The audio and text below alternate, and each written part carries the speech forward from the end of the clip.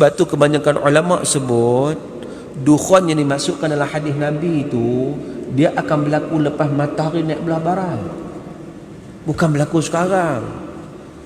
Hak la ni hak mana? Hak la ni pasal orang bakar hutan. Hak la ni pasal apa? Pasal dia tak jaga alam. Dan Quran dah sebut pun benda ni, zaharal fasad fil barri wal bahr bima kasabat aydin nas liyudhiqahum ba'd alladhi amilu la'allahum yarji'un. Muncul kerosakan di atas muka bumi ni, baik di daratan maupun di lautan, hasil tangan-tangan manusia. Ni kerja manusia, tuan-tuan. Memanglah Allah tentukan semua sekali, tapi ada sebab musabab. Macam gempa bumi, Allah tentukan, memang semua ketentuan Allah, dan memang pun itu tanda-tanda kiamat. Tapi sebenarnya hadut berlaku ni juga sebab apa? Sebab duk tarah bukit. Bukit kan Allah jadikan sebagai pasak. Pasak ni macam paku lah. Paku. Kalau paku tu dah longgar agak-agak, dia punya benda hak kita paku tu agak longgar lah, dia akan longgar. Macam tu juga bumi. Bumi ni gunung gandang, bukit bukau, Allah dah sebut dia jadi pasak. Tetapi hampa duk tarah, dia tarah dengan tidak terkawal, maka dia jadi bergegang lah. Dan itu juga merupakan tanda-tanda kiamat sebenarnya. Dan puncanya daripada manusia. Dan Quran dah sebut dah benda ni.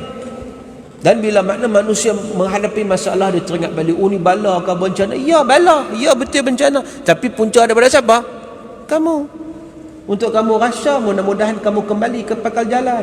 Pertama, bertaubat pada Allah atas dosa yang kamu buat. Yang kedua, kalau buat benda tak betul, kenapa betul? Pembakaran terbuka tak boleh. Dia memberi mudarat kepada orang, tak boleh. Sebab apa?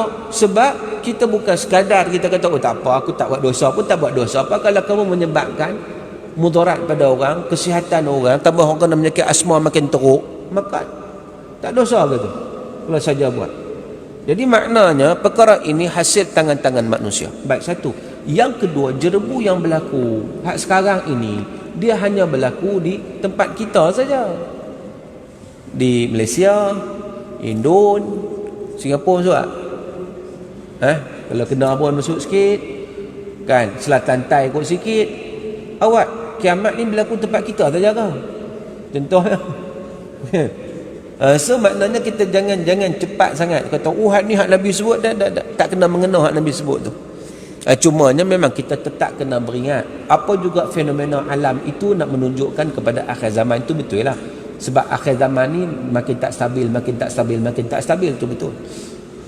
Cumanya tak tally lah dengan maksud yang orang duk kaitkan dengan hak Nabi sebut dukhon tu dengan jerebu, tak kena lah. Yang keduanya kita sebut tadi, ada riwayat kata 40 hari. Tapi jerebu kita berapa tahun dah, berapa tahun bila lagi kan?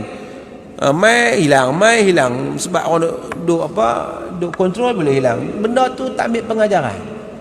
Tapi yang dukhon disebut dalam hadis ni, dia datang secara khusus. Kemudian jerebu ni tuan-tuan, dia tak kira siapa, semua kena. Kan?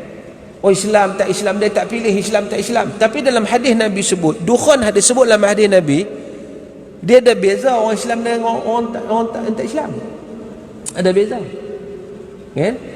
Sebab itu ia berlaku, riwayat menyatakan berlaku selepas matahari naik sebelah barat. Waktu tu taubat sudah tidak diterima oleh Allah Subhanahu wa taala, dah boleh cam dah mana orang beriman, mana orang tak beriman, dah clear dah.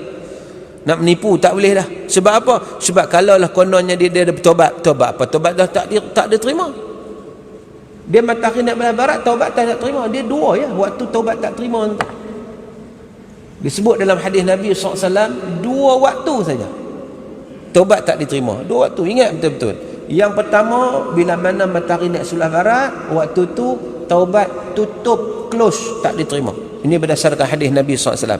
Yang kedua, bila mana waktu taubat ditutup ni, bila mana nyawa sampai ke halkum. Bila mana nyawa sampai ke halkum. Kata Nabi SAW, inna Allah yaqbilu taubatal abdi ma lam yughargir. Allah Ta'ala terima taubat hambanya selagi mana nyawa belum sampai ke halkum. Bila nyawa sampai ke halkum, close. Waktu bila ni? Waktu nazak. Waktu nazak, taubat close, tak diterima lagi dah. Tuan-tuan dan rahmat Allah. Maka dengan sebab itu dalam konteks jerbu ni ataupun asap dukhan ni, dia berlaku lepas matahari naik belah barat. Jadi sebelum matahari naik belah barat, apa berlaku? Banyak lagi peristiwa akan berlaku yang belum berlaku. Sebab tu bila kita tengok situasi jerbu, jangan cepat-cepat sangat kita kait dengan apa yang disebut oleh Nabi SAW. Ada lagi banyak yang belum berlaku. Contohnya, sebelum matahari naik belah barat, dia akan berlaku Mahdi dulu. Mahdi belum. Dia akan berlaku Malhamah Kubra, peperangan besar antara Islam dan juga Nasara. Ini pun belum. Dia akan berlaku apa? Khurujud Dajjal, keluarnya Dajjal. Ini pun belum. Dia akan berlaku apa? Nuzulu Isa, turunnya Nabi Isa alaihissalam. Ini pun belum. Dia akan berlaku apa lepas tu? Berlaku Ya'jud dan Ma'jud. Lepas pada tu, ini pun belum. Ini tanda-tanda besar kiamat. Kita nak cam tanda-tanda besar kiamat. Dan para ulama setengahnya menyatakan hak molanya Dajjal, ada kata hak molanya Mahdi. Tu pun Mahdi nak main tu pun, walaupun ramai dah mengaku dah mendakwa Mahdi ni, bukan dia simple as ABC macam tu. Ada petanda-petanda dia, dibincangkan oleh para ulama dalam kitab-kitab mereka berdasarkan riwayat hadis dan seumpamanya. Antaranya saya nak sebut antara tanda kalau kita nak buat selidik sikit lah. Kita sini ada mengaji falak kan? Ada mengaji falak tak? Ada kan? Cuba tuan-tuan refer dekat falak. Sebab saya, tuan-tuan yang tanya saya bab falak, saya tak tahu. Mengaku siap-siap saya tak tahu bab falak. Sebab saya tak mengaji bab falak.